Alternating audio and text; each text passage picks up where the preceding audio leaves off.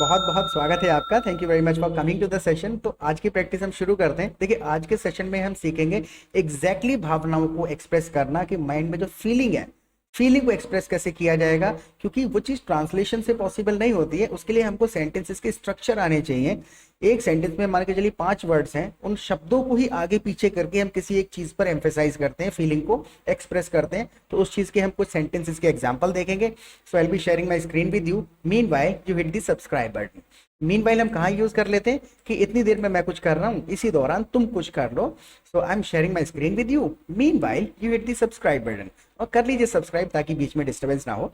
तो अब पहले सेंटेंस बिल्कुल बेसिक से हम स्टार्ट करते हैं कि स्टोरी के तरीके से इसको देखिएगा, फिर एडवांस लेवल तक जाएंगे। हस्बैंड वाइफ के बीच का मान के चलिए कॉन्वर्सेशन है कि आज इतना सन्नाटा क्यों है, आज इतना सन्नाटा क्यों है, why is it so silent today. देखिए, वाई इज इट जब हमने कह दिया तो यूजुअली हम अब क्या कर रहे हैं, इसमें हम कोई लोकेशन वगैरह घर या रूम की बात नहीं कर रहे हैं, आसपास का माहौल की बात कर रहे हैं। Why is it so silent today, आज इतना सन्नाटा क्यों है आसपास। What the point. अगर हम इसी के आधार पे कहना पड़े कि आज इतना शोर शराबा क्यों है, why is it so noisy today, बिल्कुल बेसिक स्ट्रक्चर सेम साउंड करेगा। अगर इसी की जगह हम कुछ इसमें प्लेस वगैरह ऐड करना चाहें, जैसे कि आज बाजार में इतनी भीड़ भाड़ क्यों है, why the market is so crowded today. बाजार में इतनी भीड़ क्यों है, why the market is so crowded today, आज बाजार में इतनी भीड़ भाड़ क्यों है। What the point. Now the next sentence is आज बच्चे जल्दी सो गए। सन्नाटा इसलिए है कि आज बच्चे जल्दी सो गए। Children fail asleep early today, बच्चे जल्दी सो गए। इसको और भी कई तरीके से कहा जा सकता है, children went to sleep early today. इसका मतलब भी वही है कि आज जल्दी सोने चले गए। तो कई सारे तरीके होते हैं हमारे पास में।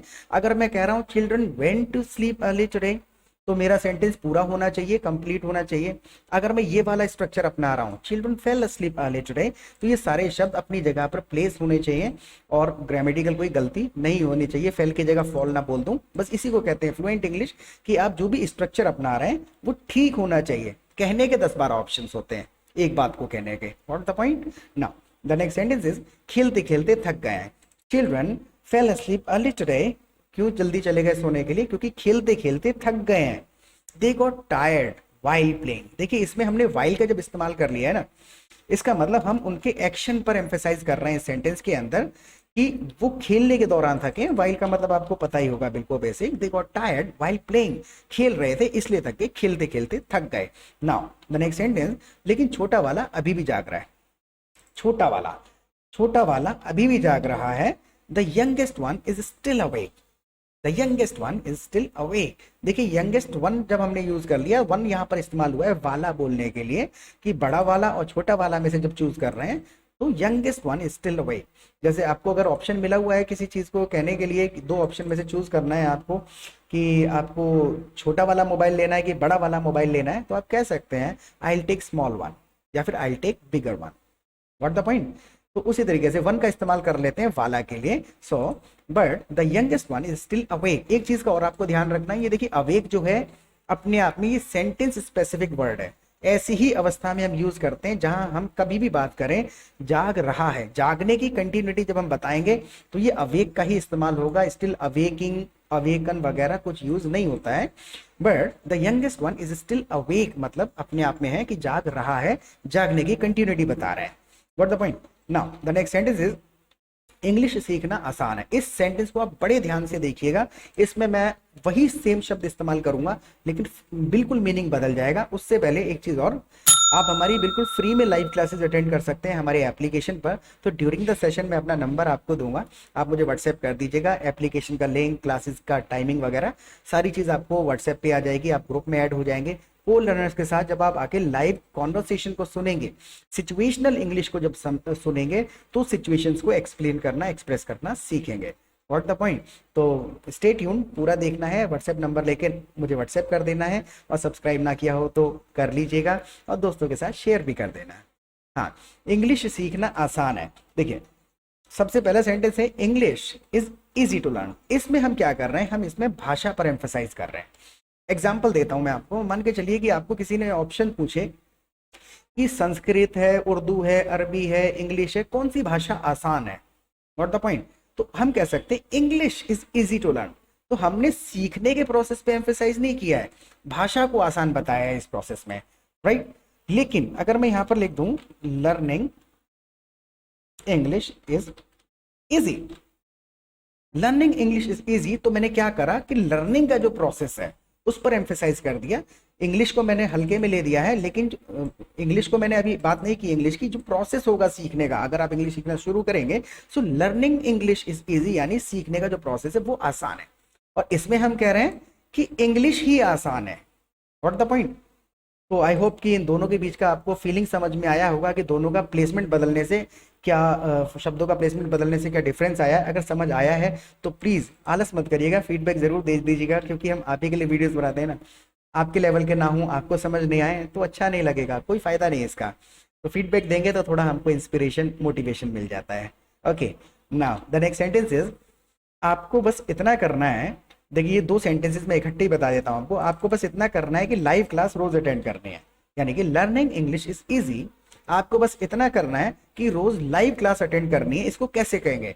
हम यहाँ पर एम्फेसाइज कर रहे हैं कि बस इतना करना है, इसके अलावा कुछ और नहीं करना है, right. All you need to do is, ये अपने आप में आप एक सेंटेंस स्ट्रक्चर मान लीजिए, फॉर्मूला मान लीजिए। All you need to do is attend live classes daily, यानी इंग्लिश सीखने के लिए आपको बस इतना करना है कि रोज लाइव क्लास अटेंड करनी है।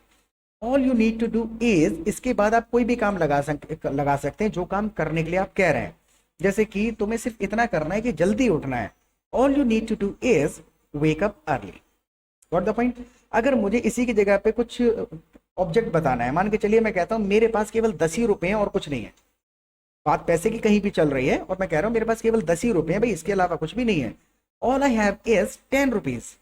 What the point? तो अब हम एक चीज पर एम्फेसाइज करके बाकी सब चीजों को नेग्लेक्ट करते हैं, तो all you need to do, all I have, इस तरीके से यूज कर लिया जाता है। I hope you got it. Now the next sentence is, जब तक बातचीत सुनोगे नहीं तब तक समझोगे कैसे। कॉन्वर्सेशन की बात हो रही है कि जब तक आप बातचीत जो लाइव कॉन्वर्सेशन है उनको सुनेंगे नहीं, सेंटेंसेस कौन से यूज हो रहे हैं, तब तक समझोगे कैसे। अगर इसी चीज को कहना है हमें, देखिए इसमें अनटिल और अनलेस दोनों इस्तेमाल हो सकते हैं और दोनों का यूज और मीनिंग समझेंगे कि इस्तेमाल अनलेस बोल देंगे तो क्या मीनिंग हो गया और अनटिल बोलेंगे तो क्या मीनिंग हुआ। पहला एग्जाम्पल, जब तक बातचीत सुनोगे नहीं तब तक समझोगे नहीं। सेंटेंस ये है, जब तक बातचीत सुनोगे नहीं तब तक समझोगे नहीं। Unless you listen to the conversation you won't understand. Unless जब मैंने इस्तेमाल किया है यहाँ पे, unless you listen to the conversation you won't understand. देखिए अनलेस का मतलब ये हो गया, हम इसमें एक्शन पर एम्फेसाइज कर रहे हैं कि जब तक आप काम नहीं करोगे सुनने का, टाइम से कोई लेना देना नहीं है। Unless you listen to the conversation you won't understand, यानी जब तक सुनने का काम नहीं करोगे, जब तक सुनोगे नहीं तब तक समझोगे नहीं। अगर मैं यहां पर अनटिल का इस्तेमाल कर लूं, until you listen to the conversation you won't understand, इसका मतलब ये हो गया जिस समय तक आप सुनना शुरू नहीं करेंगे आप समझेंगे नहीं। What the point? तो अनलेस हम वहां इस्तेमाल करते हैं जहां पर हम एक्शन पे एम्फेसाइज कर रहे हैं, और अनटिल हम वहां इस्तेमाल करते हैं जहां पर हम टाइम को इंपॉर्टेंस देना चाहते हैं कि जब तक सुनना शुरू नहीं करोगे you won't understand. Until you start listening to the conversation you won't understand. What the point? Now the next sentence is, translation के पीछे मत पड़ना। इसको अगर हमें कहना है किसी भी काम के पीछे, किसी भी ट्रांसलेशन पे मत अटकना, इसके पीछे मत पड़ना, इसके मतलब कि इस पे अटक मत जाना, उस चीज को हम इसमें एक्सप्रेस करने की कोशिश करेंगे। डोंट स्टिक ऑन टू का हम इस्तेमाल कर लेते हैं, और पूरे तीनों शब्दों को ही अगर हम यूज कर लें तो बहुत अच्छी बात है। Don't stick on to the translation, Don't stick on to the grammar, don't stick on to the one question। ठीक है, जब भी हमें किसी को कहना है कि इस बात में मत पढ़ो, इस चक्कर पे अटक मत जाओ, तो don't stick on to it, stick on to it का आप इस्तेमाल कर सकते हैं। नाउ बोलने में शर्माया मत करो। अब देखिए, बोलने में शर्माओ मत, पूछने में मत शर्माओ, खाने में मत शर्माओ, इस तरीके के सेंटेंसेस बहुत बोलने पड़ते हैं।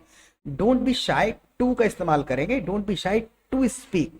वर्ब, कोई भी काम से पहले हम अगर कह रहे हैं कि इस काम को करने में मत शर्माओ, डोंट बी शाय टू का इस्तेमाल करते हैं काम से पहले। लॉजिक इसका ये है, हाँ, don't be shy to speak, यानी कि बोलने में शर्माया मत करो। Now the next sentence is, आखिरकार मौसम ठंडा हो गया। आखिरकार मौसम ठंडा हो गया, इसमें भी दो तरीके से कहा जा सकता है। इवेंचुअली का मतलब भी आखिरकार है, और अल्टीमेटली का मतलब भी आखिरकार है, और फाइनली का भी मतलब भी आखिरकार है। बहुत ज्यादा एक्चुअल में क्या होता है ना, इंटरचेंजेबली यूज हो जाते हैं, लेकिन अगर आप एग्जैक्ट फीलिंग को एक्सप्रेस करेंगे तभी तो लोग इंप्रेस होंगे। नाउ सबसे पहला है ultimately the weather has turn cold.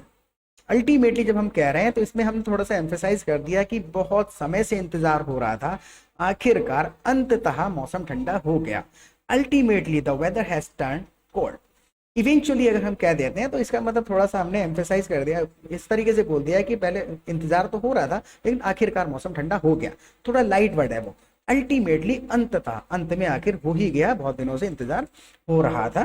तो ultimately the weather has turn cold या फिर ultimately the weather has become cold, दोनों कह सकते हैं आप। नाउ ज्यादा देर नहीं रहेगा, आप सामने वाला बेचारा कहने की कोशिश कर रहा है, ज्यादा खुश होने की जरूरत नहीं है, ज्यादा देर नहीं रहेगा।